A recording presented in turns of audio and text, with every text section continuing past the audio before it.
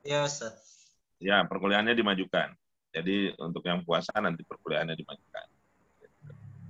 Iya, tadi saya baru lihat itu RPS saya sama kontraknya ternyata belum dimasukkan gitu. Tapi saya kirim kontrak perkuliahan aja dulu. Ya, Ustaz. Udah ada? Udah, Ustaz, yang tadi dikirim ya, Ustaz? Ya, udah di-share ke teman-teman. Sudah, Ustaz. Ya. Mau ditampilkan di share screen, Ustaz? Terserah, kalau teman-teman ada juga boleh. Ah, ini Boleh. di share screen. Kalau enggak, kalau teman-teman udah ada semua nggak apa-apa. Insya Allah ini Zoom-nya juga direkam, Ustaz. Nanti bisa diulang kembali sama teman-teman. Oh, ya. Oke. Baik, kita mulai dengan basmalah. Bismillahirrahmanirrahim. Bismillahirrahmanirrahim. Ya. Jadi saya cuma ngajar 2 kelas, yaitu kelas B dan kelas C. Selebihnya diberikan ke Pamugi, yaitu kelas A, kelas D, dan kelas E. Gitu. Dan untuk fikih manajerial ini adalah pengembangan dari fikih itu sendiri, ya, dari fikih itu sendiri. Jadi kalau teman-teman memahami tentang pelajaran fikih, kan sudah dapat fikih 1 ya. Sudah, Ustaz. Oke, sudah dapat fikih 2 juga ya. Fikih 2 belum, Ustaz. Ya. 2 udah. Bunda, Sudah. Muhammad itu. Ya. Yang ngaji Pamugi juga kan? Pamugi cuma semester 1 dong. Kalau nggak salah semester 2 Ustaz Suprapto, Ustaz. Oh, Sastra Prapto. Muamalah ya? Iya, Ustaz. Nggak ada fikih berikutnya? Fikih 3 nggak ada? Belum, Tidak. Ustaz. Oh, nggak ada. Langsung ke fikih manajerial. Nah, ini kan ada 2 kata nih. Ada yang namanya fikih, ada yang disebut dengan manajerialitas. Jadi kalau manage itu adalah memanage, kalau fikih itu sendiri, saya mau merujukkan ke teman-teman hari ini. Kira-kira yang pernah teman-teman dapatkan dari fikih itu sendiri apa? Gitu loh. Baik dalam pengertian secara bahasa maupun secara istilah. Saya mereview aja kira-kira apa. Silakan pengertian fikih secara bahasa dan pengertian fikih secara istilah. Yang Anda dapat dari Pak Suprapto, dari Pak Mugi, atau dari bacaan-bacaan yang lain, apa kira-kira?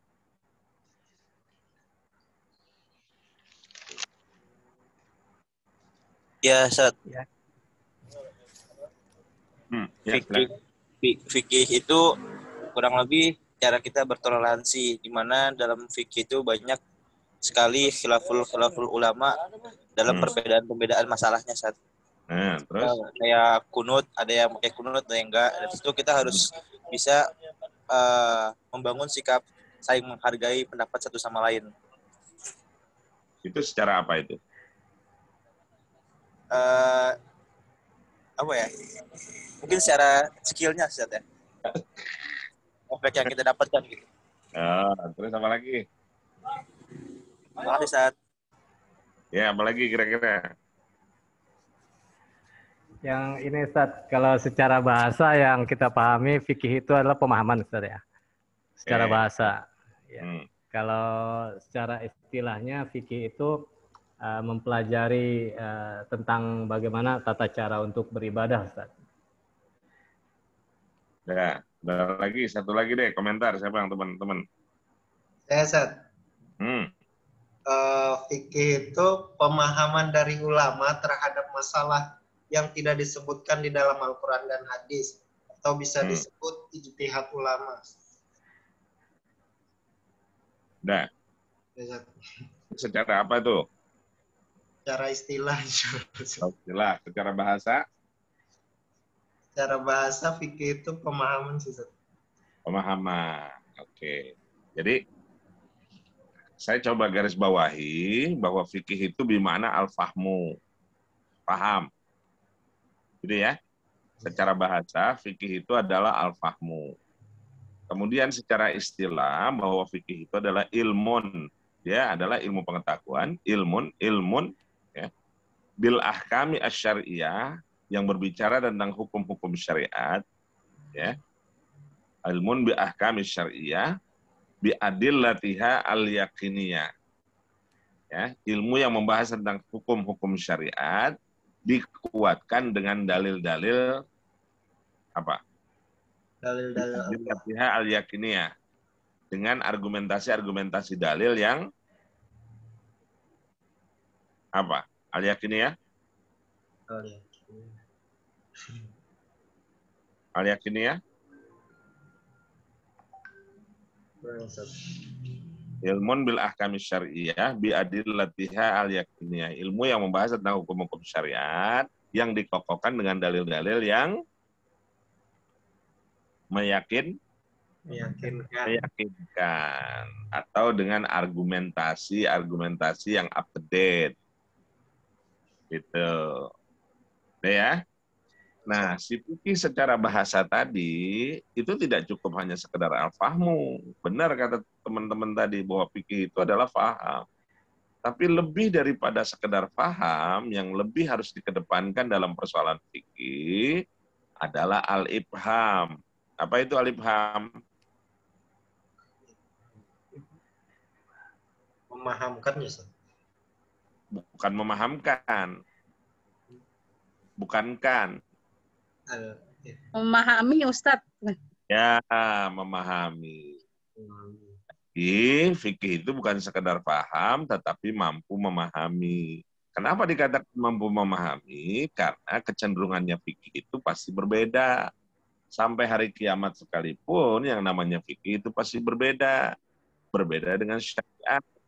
Kalau syariat itu ketentuan ilahiyah yang tidak akan berubah. Oke, tapi kalau fikih adalah tadi yang seperti teman-teman ungkapkan adalah ijtihadul ulama, gitu ya, argumentasi-argumentasi yang dikedepankan oleh para ulama berkait dengan persoalan hukum syariat yang dikokohkan dengan dalil-dalil yang meyakinkan. Sehingga ketika teman-teman memahami fikih itu bukan hanya sekedar paham tapi mampu memahami, maka yang dikedepankan adalah perbedaan atau kesamaan? Perbedaan, Ustaz. Masa perbedaan? Kan sudah memahami. Bersamaan. Iya. Maka yang lebih dikedepankan adalah kesamaan, bukan mencari perbedaan. Makanya tadi teman bilang itu kan ada yang masalah kunut. Ya, kalau Anda doyan sama kunut, ya sholatlah Anda dengan kunut. Kalau Anda nggak doyan kunut, mesti gimana ya? Boleh nggak menghina yang pakai kunut? Tidak. Nggak. Boleh nggak menyalahkan yang nggak pakai kunut? Tidak. Nah, kayak kemarin, Syaban ya. Yang doyan Syaban boleh nggak dia baca Yasin 3 kali? Boleh. Boleh. Kalau kagak doyan? Ya nggak usah, nggak perlu ya. Nggak usah nyela, gitu. Nah, itulah kehebatan fikih. Nah, inilah teman-teman yang kita ingin bangun di dalam mata kuliah fikih manajerial itu adalah bagaimana kita memahami konsep-konsep persoalan fikih yang dikedepankan adalah tasamuh, saling menghargai. Yang dikedepankan adalah saling menghargai, yang dikedepankan adalah untuk saling mengedepankan persamaan, bukan memperkeruh jurang perbedaan. Bisa clear? Siap. Paham ya? Nah, maka saya ingin mengedepankan nih dengan teman-teman, gitu. Ada satu wacana, ada satu kalimat yang menarik buat kita. Yang ingin teman-teman kedepankan kira-kira apa nih dari dua pilihan? Mengamalkan dalil atau mendalilkan amal? Mengamalkan dalil, Ustaz. Mengamalkan dalil. Itu yang harus dikedepankan. Mengamalkan dalil, bukan mendalilkan amal. Ya, insya Allah sih kalau kelas sore sudah pada dewasa-dewasa ya. Ya. Jadi mengamalkan dalil bukan mendalilkan amal. Jangan sebentar-sebentarnya ada dalilnya kan. Gitu. Baca Yasin 3 kali malam nisfu Sya'ban ada dalilnya enggak? Gitu. Ya, ziarah kubur di bulan Sya'ban ini ada dalilnya enggak? Ya. Biasanya gitu ya. Bulan Ramadan ini kan menjelang bulan Ramadan itu kan ada alternatif persiapan yang diajarkan oleh baginda Rasul mulai dari bulan apa? Rajab. Dari 3 bulan sebelumnya kita sudah dimasukkan karantina, yaitu bulan Rajab, bulan Sya'ban, ketemu di bulan Ramadan. Sehingga pas datang Ramadan, kaget apa kagak? Ya. Enggak kaget. Tidak. Makanya doanya jelas. Allahumma barik lana fi Rajab wa Sya'ban wa balighna Ramadan. Ya Allah, berkahilah kami dengan bulan Rajab dan bulan Sya'ban wa balighna Ramadan. Jadi bulan Rajab sudah masuk karantina, ya. Bulan Sya'ban sudah pelatihan-pelatihan, itu udah sparring partner, ada sparring partnernya. Ramadan sudah? Ya. Siap. Indah nggak sebenarnya ajaran Islam? Indah sebenarnya.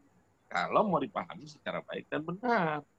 Makanya di fikih manajerial ini bagaimana kita bisa membahas persoalan-persoalan fikih dengan memanage sedemikian rupa pembelajaran-pembelajaran fikih yang sifatnya adalah tekstual atau yang sifatnya kajian-kajian tematik.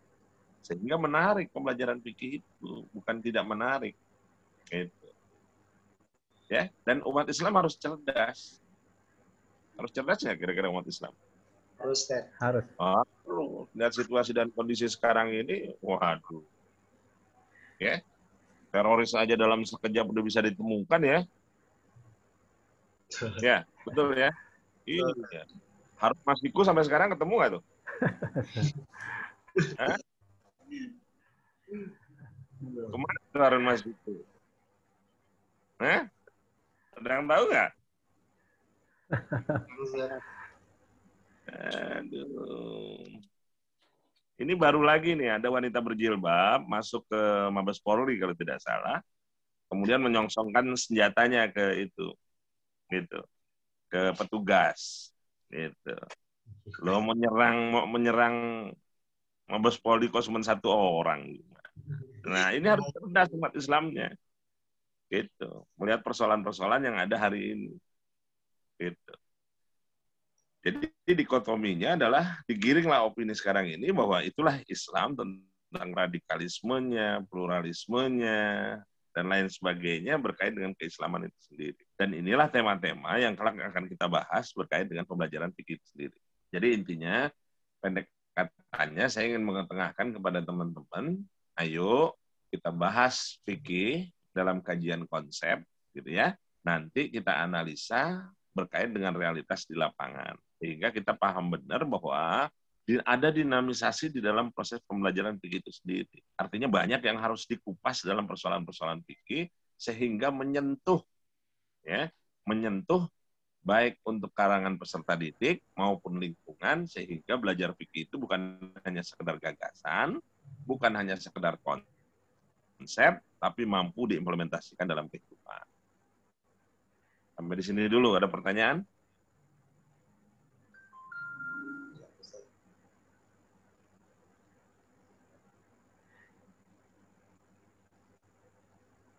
Ada pertanyaan? Makanya saya mengajak pada kesempatan kali ini teman-teman itu punya analisis kritis berkait dengan persoalan-persoalan fikih. Saya kasih contoh yang sederhana. Ada al-ahkamul khamsah. Al-ahkamul khamsah. Apa al-ahkamul khamsah? Hukum yang 5. Hukum yang 5. Apa aja itu hukum yang 5? Wajib, haram, mubah, sunnah, makruh. Oke. Ada ungkapan dari terminologi fikih kan untuk masing-masing ahkam al-khamsah itu ya? Tidak, Sir. Oke. Sekarang saya ingin bertanya nih ke teman-teman. Kira-kira ketika teman-teman memahami pengertian sunnah dalam terminologi fikih, apa yang diungkapkan oleh fikih terkait dengan terminologi sunnah? Sunnah itu apabila dikerjakan mendapat pahala dan apabila ditinggalkan tidak berdosa namun rugi. Oh. Nanti nambahin aja namun rugi. Saya dulu diajarinnya gitu, Ustaz. Oh, enggak. Ajarnya yusabu ala fi'lihi wala yu'aqabu ala tarkihi. Gitu kan kalau fikihnya kan? Mayusabu ala fi'lihi. Dia akan diberikan ganjaran, akan diberikan pahala yang melakukannya. Wala yu'aqabu, tidak mendapatkan hukuman ala tarkihi bagi mereka-mereka yang meninggalkan. Itu dari terminologi fikih. Kira-kira nih, kalau dalam terminologi fikih model begitu, salah apa tidak?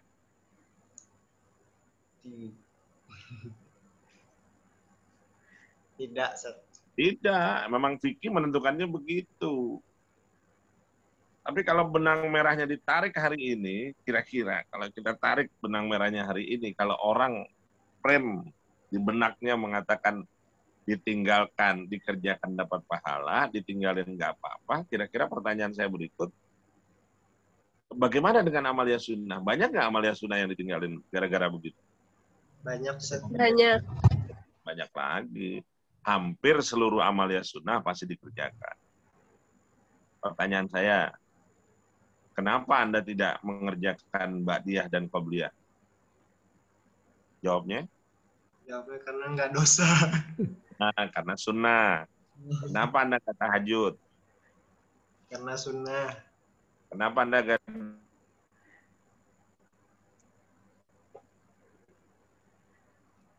Afwan, Ustaz, terputus-putus, Ustaz. duha? Kenapa Anda nggak tahajud? Jawabnya sunnah. Nah, Kenapa nggak duha? Sunnah. Kenapa nggak baca Quran? Al-Quran mah wajib. Apa bilang baca Quran wajib? Kenapa nggak infak dan sedekah? Sunnah. Iya tuh. Nah. Iya kan? Kenapa nggak sholat tahiyatul masjid? Nah, sunnah. Kenapa sunat duha? Kenapa nggak sholat sunat wudu? Karena jawabannya sunnah semua. Maka kalau sunnahnya begitu semua, ya hampir seluruh amalia sunnah nggak dikerjain. Kenapa nggak puasa Senin Kemis? Sunnah. Kenapa nggak ayamul bid? Karena sunnah. Kenapa nggak puasa ketika orang wukuf di Arafah? Sunnah. Nah, itu. Maka sunnah itu sebenarnya kalau kita ambil benang merahnya itu, sunnah itu adalah opportunity. Sunnah itu adalah peluang. Sunnah itu adalah kesempatan. Maka kalau orang menyia-nyiakan yang sunnah, sesungguhnya dia Telah menyia-nyiakan kesempatan. iya, sesungguhnya dia akan menjadi rugi. Masya Allah. Kira-kira kalau orang memahami pada konteks yang seperti demikian, orang berebut nggak untuk melaksanakan amalia sunnah? Berebut, Ustaz. Berebut. Sunnah itu bukan hanya memanjangkan jenggot. Mohon maaf ya, yang punya jenggot, saya juga punya jenggot. Bukan berarti memanjangkan jenggot saja. Sunnah itu bukan hanya sekedar isbal. Gitu loh. Ya. Tetapi banyak amalia-amalia sunnah yang seharusnya kita implementasikan dalam realitas kehidupan sehari-hari. Paham? Insya Allah. Coba saya minta contoh satu berkait dengan haram. Anda analisis kritis berkait dengan terminologi fikih dan pandangan Anda berkait dengan haram. Silakan. Siapa yang mau mengemukakan? Kan tadi sunnah udah.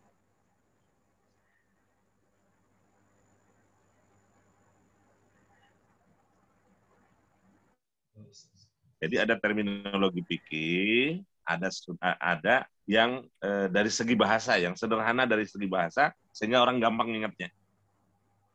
Kalau tadi kan, kalau bicara sunnah, peluang. Bicara sunnah, opportunity. Bicara sunnah, kesempatan.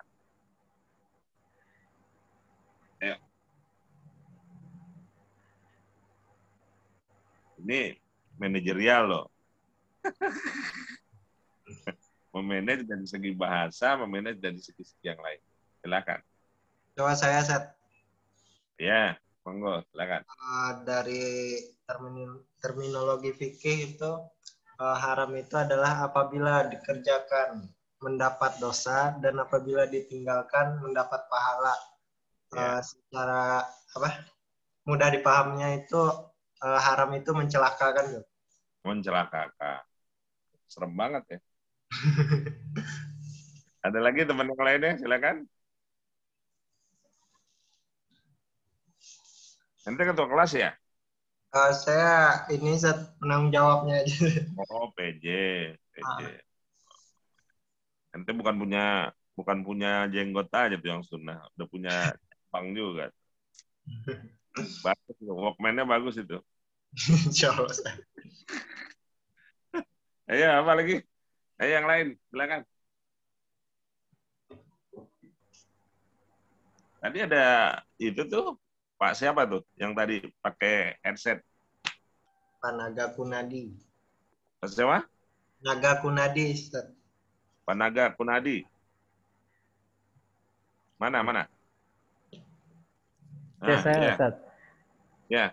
Di mana ngajar apa, Pak Naga? Saya aktif di Masjid Lauce, Ustaz. Di Yayasan Haji Karim UI. Jadi banyak. Iya, tahu. Iya. Saya pernah ketemu Lauce. Kita pernah punya perjanjian kerjasama dengan Lauce itu. Itu ketuanya itu kawan karibnya Prof. Rehan itu. Iya. Pak, siapa namanya? Yang Ali Karim. Ali Karim. Ali Karim. Ya. Pak Ali Karim itu teman akrabnya Prof. Rehan. Ya. Ya, jadi kalau kebetulan ketemu ya basa-basi aja gitu. Ada salam dari Prof. Rehan gitu aja. Ya. Antum di sana, aktif di sana? Iya, Ustaz. Oh. Kenapa masuk FPI? Ya untuk mengupgrade diri untuk kalau menghadapi mualaf-mualaf nanti kalau bertanya, konsultasi gitu. Iya. Dulu ada yang wanita itu kuliah sampai S2 ditanggung oleh UID itu. Aduh lupa saya namanya. Erna ya, Ustaz. Hah? Erna ya. Iya, Erna. Masih ada? Erna. Masih ada? Sekarang di pulang kampung, Ustaz. Di Palembang. Palembang. Iya, betul sampai S2 itu. Masih zamannya masih ada ada ketua yayasan, masih ada orang tuanya Prof. Rehan, Prof. Rashidi dulu. Iya, Erna betul. Boleh salam itu kalau ketemu. Masih kita Baik, kenal. Ustaz. Kita pernah ke Lauce tuh berapa kali ya? 2 kali atau 3 kali. Pernah penelitian juga dari MUI dulu tentang Masjid Lauce dan beberapa masjid-masjid yang lain. Gitu.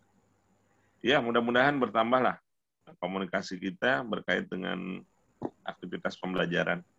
Gitu. Ya, gimana? Ya, silakan. Ya, amin, Ustaz. Untuk itu masih sama, saya sependapat dengan Chandra, masih sama. Seperti itu pemahamannya, Ustaz. Bahwa haram itu ya sesuatu yang apabila dikerjakan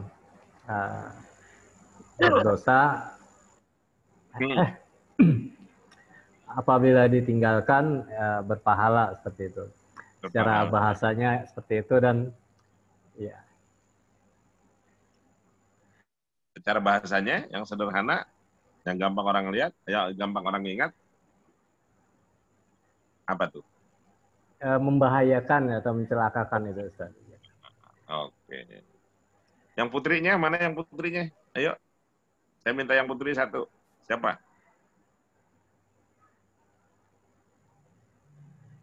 Kak Siti Daria. Siapa? Tunjuk aja, Mas. Ustazah, mana Ustazah? Ada Ustazah? Kak Siti Daria nih. Saya lebih aktif deh. Ya, Siti ya? Siti Daria. Siti Daria, ayo mana? Ayo silakan. Ayo. Mana nih? Siap Ustadz. Mau bertanya. Lebih ke hal yang dilarang mungkin ya, bukan berbahaya.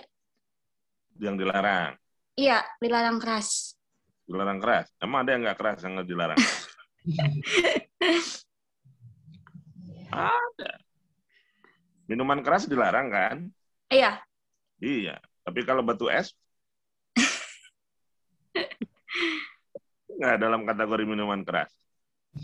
Enggak. Oh, enggak. Termasuk minuman keras itu batu es. Dia kan keras juga. Jadi kira-kira apa? Yang simpelnya apa? Ya Allah, cepat banget. Allahu Akbar. Jadi apa yang dimaksud dengan haram itu?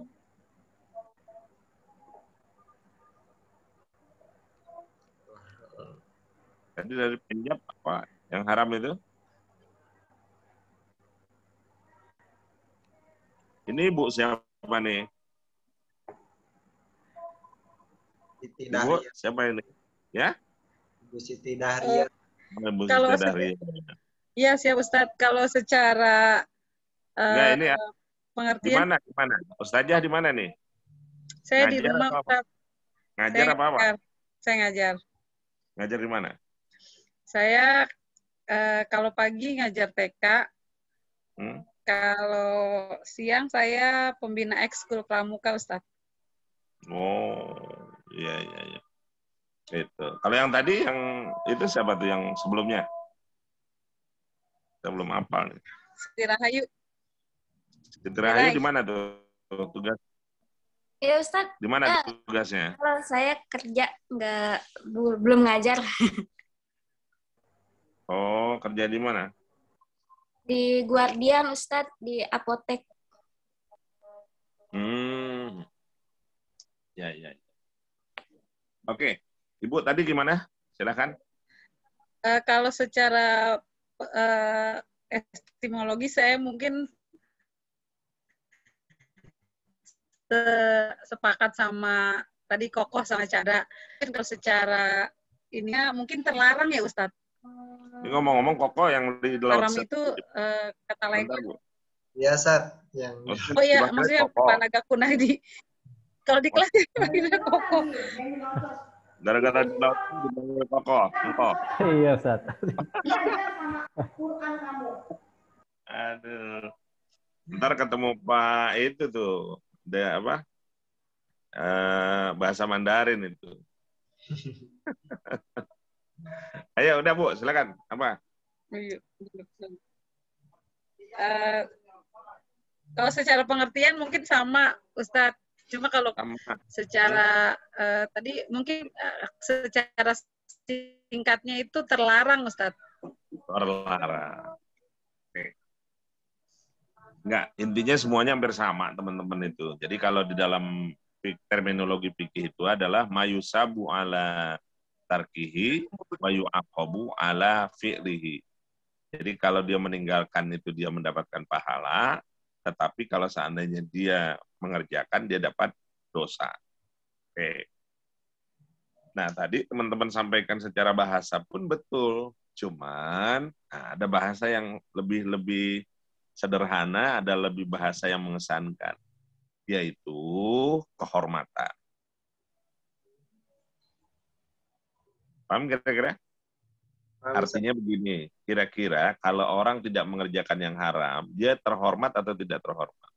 Terhormat, Sat. Terhormat. Orang yang haram bakal terhormat atau tidak terhormat? Tidak terhormat. Kira-kira kalau orang dikasih pemahaman terhormat atau tidak terhormat, kira-kira enakan yang mana? Terhormat. Yang pakai baju kuning kemarin itu, yang ditangkapin sama KPK itu terhormat atau tidak terhormat? Tidak terhormat, Sat. Tidak terhormat.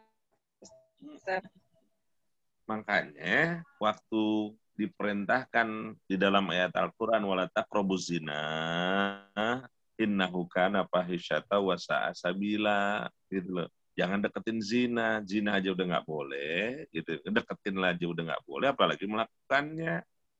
Itu. Hari ini banyak kejadian-kejadian yang di luar batas nalar, gitu loh. Sehingga terjadilah proses yang disebut dengan MBA.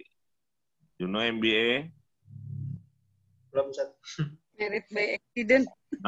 Married by accident. Itu. Tekdung lalala.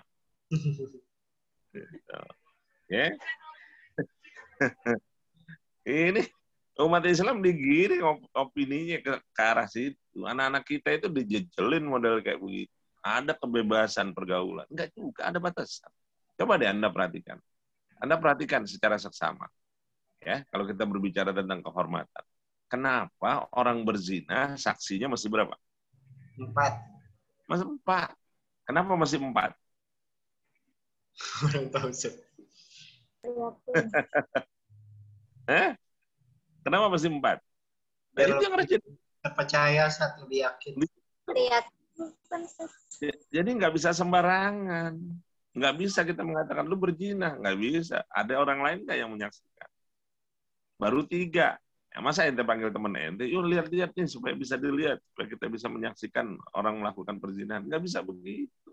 Itu dalam rangka menjaga kehormatan wanita. Artinya wanita itu betul-betul dijaga kehormatannya oleh Allah Subhanahu wa Ta'ala berkait dengan sikap dan perbuatan. Coba, kalau orang lihat hilal, berapa? Mesti berapa orang? Kalau orang lihat hilal, baru bisa disahkan. 1 cukup, Ustaz. 1 cukup. Kenapa 1 cukup?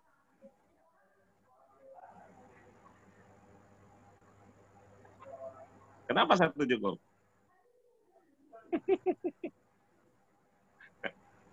Karena tersumpah dia.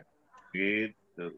Dan orang yang menduduh tentang perzinahan, dia akan diminta pertanggungjawabannya oleh Allah Subhanahu wa Ta'ala. Dan orang hari ini nggak pada takut dengan hal-hal yang model kayak begitu. Karena dia takut kepada Allah Subhanahu wa Ta'ala. Itulah yang kita pelajari hari ini, bahwa ketika orang tidak melakukan yang namanya perbuatan haram, insya Allah dia akan menjadi terhormat. Mereka-mereka yang MBA tadi, kira-kira yang tidak terhormat, apakah hanya dia berdua saja? Tidak terhormat. Orang Iya, tuanya? Apakah hanya dia berdua saja? Keluarga, Ustaz. Enggak. Bapak ibunya. Apakah bapak ibunya saja yang tidak terhormat? Keluarganya juga tidak terhormat. Keluarga besarnya. Ya, apakah keluarga besarnya saja yang tidak terhormat? Tidak, negaranya, daerahnya. Lingkungannya? Tidak terhormat. Gitu. Apakah lingkungannya saja yang tidak terhormat? Masih terus nyambung. Ke siapa? Sukunya. Orang mana itu? Orang situ. Suku apa? Suku situ. Itu mah udah biasa. Itu kan ke bawah semuanya. Menjadi sebuah, ketidakhormatan yang terjadi pada perbuatan-perbuatan yang diharapkan tadi. Itu loh teman-teman yang sebenarnya kita ingin kaji, ingin telaah, dianalisis dengan analisis argumentatif dari pembelajaran fikih manajerial. Jadi bukan hanya sekedar gagasan, tetapi bagaimana mengimplementasikan dalam seluruh aspek kehidupan. Jadi di situ ada wajib, apabila dikerjakan mendapat pahala, ditinggalin berdosa, bahwa wajib itu adalah kebutuhan. Anda butuh nggak dengan yang wajib? Butuh. Butuh. Maka sesungguhnya kalau kita ngerti bahwa sholat itu wajib, kebutuhan, maka harus maksimal atau minimal? Maksimal. Maksimal. Maksimal. Faktanya maksimal atau minimal? Minimal. No, minimal. Ngerjain sholatnya di sisa kelelahan atau tidak? Biasanya di sisa kelelahan. Oke. Berapa lama dia melaksanakan ibadah sholatnya? 5 menit.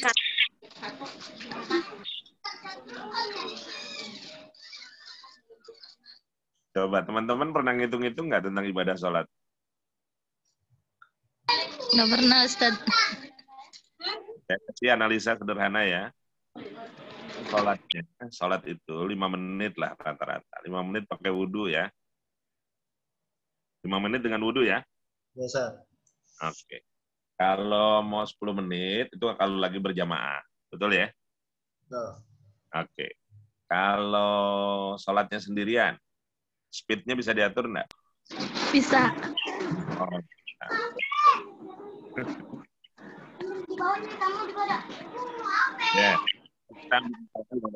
menit kali 5 waktu berapa? 25. 25 menit. Oke, 25 menit. Allah kasih waktu kita sehari semalam berapa? 24 jam. 24 jam. 24 jam. 24 jam dikurangi 25 menit berapa sisanya? 3 jam. 24 jam 25 menit. Oke ya. 25 menit. Sekarang 25 menit kali 30 hari. 25 kali 3. 750 menit. 750 menit dibagi 1 jam, 60 menit. Berapa? Kurang lebih 12 jam. Jadi kita ibadah kepada Allah Subhanahu wa taala selama 1 bulan itu cuma 12 jam. Clear? Setahun kita ibadah sama Allah itu hanya 1 pekan.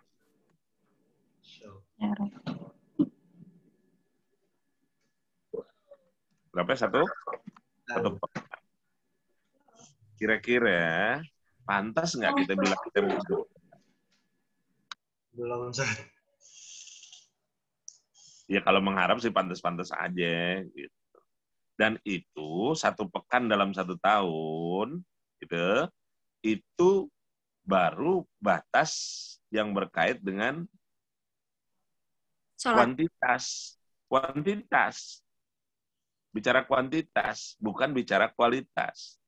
Kualitas yang baik, sholat yang baik, kualitas sholat yang baik itu kalau wudhunya baik. Pertanyaannya, wudhu kita beres sampai kagak beres?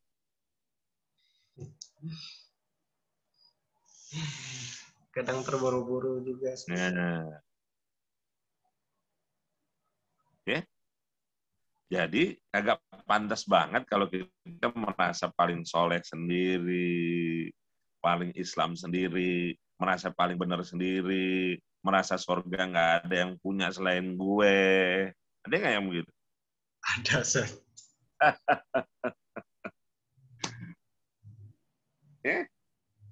Ya. Jadi kalau seandainya usia kita misalnya sekarang 25 tahun atau 20 tahun atau ada yang udah sepuh sekitar 30 tahun. Dalam 1 tahun itu kan ada 52 minggu. 25 pekan. Iya kan?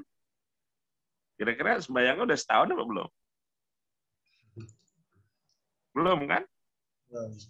Nah, ayo kita berpikir dengan baik, kita berpikir dengan jernih, bahwa masih banyak ibadah-ibadah yang harus kita perbaiki, bahwa masih banyak hal-hal yang harus kita lakukan, sehingga kita betul-betul dapat menjalankannya dengan baik. Ada pertanyaan sampai sini? Saya nyoba tanya, Ustaz. Kira-kira bagaimana menjelaskan ketika, Ustaz? Mohon maaf, mungkin saya mencontohkannya dengan kunut gitu, Ustaz. Jadi ketika seseorang tidak melakukan kunut gitu, namun ketika dia di suatu daerah, di suatu masjid itu melaksanakan kunut gitu, dan dia juga ikutan kunut, nah cara menjelaskan pemahamannya itu gimana, Ustaz? Apa dia termasuk cuman ikut-ikutan saja atau gimana menjelaskannya gitu, Ustaz? Sekarang tentu yang pertama berlandaskan dalil. Tapi bukan mendalilkan amal, tapi mengamalkan dalil. Yang kedua, itu berkait dengan furu'iyah atau ijtihadiyah.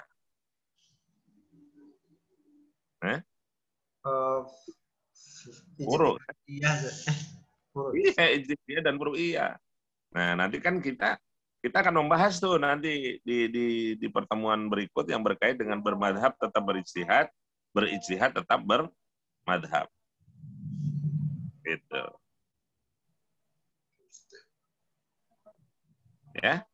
Itu yang akan kita bahas. Itu. Insya Allah nanti kita ketemu lagi di dalam proses itu. Siap, Ustaz. Ya? Oke. Artinya begini, saya sederhananya begini deh. Insya Allah kalau kita semakin banyak tahu tentang ilmu, insya Allah kita makin sadar bahwa yang kita dapat itu nggak ada apa-apanya. Gitu. Ya. Jadi semakin kita banyak tahu, semakin banyak yang kita nggak tahu. Semakin banyak kita nggak tahu, semakin sadar kita bahwa nggak perlu jadi orang yang sok tahu. Nah, jadi makin ilmunya yang makin ilmu padi, makin berisi, makin ya. Yes, oke. Jadi tolong pecah waris aja ya Mas ya. Itu ada intinya ya. Ada sekian kali pertemuan ya. Silakan dibuat makalah, ada PPT-nya, insya Allah pekan depan kita diskusi. Siap, Ustaz. Oke? Siap. Baik, Ustaz. Ya. Cukup ya? Ya, tadi kan janji saya sampai komat. Udah komat ini masalahnya. Udah komat. Ya. Terima kasih. Mudah-mudahan manfaat ilmunya, kita terus berupaya semaksimal mungkin takarub kita kepada Allah Subhanahu wa taala, kita terus munajat sama Allah Subhanahu wa taala. Dan penjab saya minta tolong yang tidak hadir tolong di SMS saja ke saya, di WA yang enggak hadir semua nggak nih? Belum hadir semua. Ada berapa nih? Oh, belum semua. 14. 19 partisipannya baru 19. 19 kan sama Ustadz. 19 sama saya. Ya Allah. Iya, 19 sama saya. Yang pokok sehat aja deh. Sehat, penting. Kemudian kalau ada apa-apa tolong kabarin. Gitu. Ya Anda masih kerja atau bagaimana. Yang penting yang perlu sampai di saya adalah komunikasi, koordinasi, sama konsultasi. Jadi kalau ada apa-apa, jangan katanya. Jadi konfirmasi aja. Ya. Penjab, silahkan dikomunikasikan. Dari yang 19 orang ini, yang 18 orang yang hadir ini, dari totalnya berapa?